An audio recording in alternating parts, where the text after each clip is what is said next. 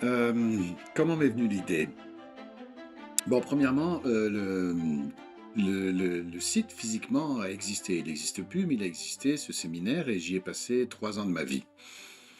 Il y avait des limites qui étaient clairement définies à ne pas franchir, sous peine de poursuites physiques par les curés ou par, les surveillants de l'époque, parce que le séminaire était non loin d'une forêt, assez profonde et nous, les élèves, surtout ceux de ma bande, on avait toujours envie d'aller dans cette forêt, elle nous attirait. Donc on avait développé une science de l'escapade pour pratiquement tous les jours aller faire un tour dans cette forêt.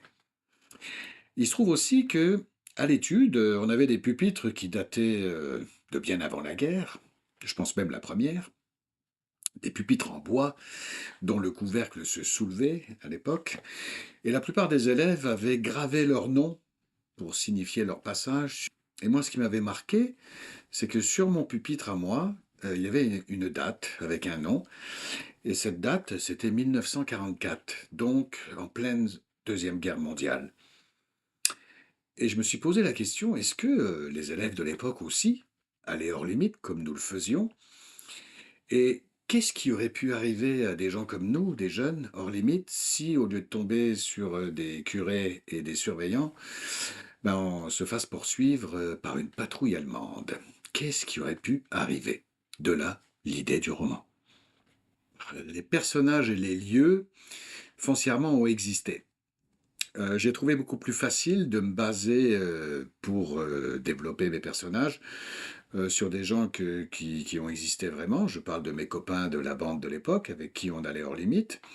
Je parle aussi de tous les gens qui sont décrits dans le livre, que ce soit le capitaine Weber, je l'ai rencontré, que ce soit le chevalier des arbres aussi, mais toutes les Inuits aussi, c'est des gens que j'ai rencontrés, que ce soit le David Ananak de Kangisolo-Djouak, Kuki de Kujarapik, c'est des gens que j'ai rencontrés au cours de l'organisation de voyages d'aventure et que j'ai glissé dans mon roman. Donc pour moi, ça a été plus facile pour avoir une continuité dans les caractères, le développement des caractères du personnage et les descriptions physiques, de me baser sur des gens que j'avais connus ou que je connaissais à l'époque. Pour les lieux physiques, c'est sûr que moi j'ai passé 3 ans de ma vie dans ce séminaire en tant qu'interne. Donc toutes les scènes que vous allez voir qui se passent à l'intérieur du séminaire, tous les lieux décrits ont existé. Ils n'existent plus, mais ils ont existé. Même titre que tous les lieux en extérieur, quand on est hors limite, que ce soit la rivière, le bras mort, les vannes, l'allée de sapin, l'allée des marronniers, le terrain de football et tout ça, ont réellement existé. Le parc, le mur, la grille, la grotte, tout ce que vous allez voir dans ce roman, j'allais dire dans ce film, tout ce que vous allez voir et lire dans ce roman ont réellement existé. Alors Lucien, c'est un des personnages principaux de la bande, c'est lui qui raconte le livre à la première personne. Donc c'est un jeune Québécois d'origine française. Ses parents sont des Juifs français qui ont émigré au Québec. Son père est pilote de brousse.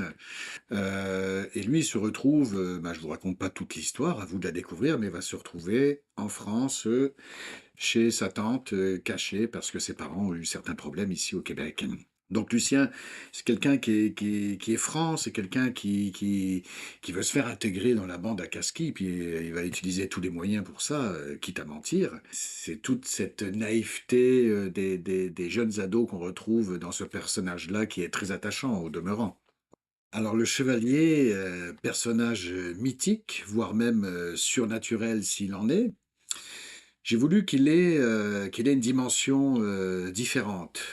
On sent que c'est pas tout à fait un curé. Il n'est pas foncièrement lazariste comme les autres. Il serait plutôt un oblat. Donc, il n'a pas prononcé ses vœux, mais on va dire qu'il adhère à une certaine philosophie, mais pas complètement. Il a sa propre philosophie qu'il a développée quand il était au Japon en tant que missionnaire.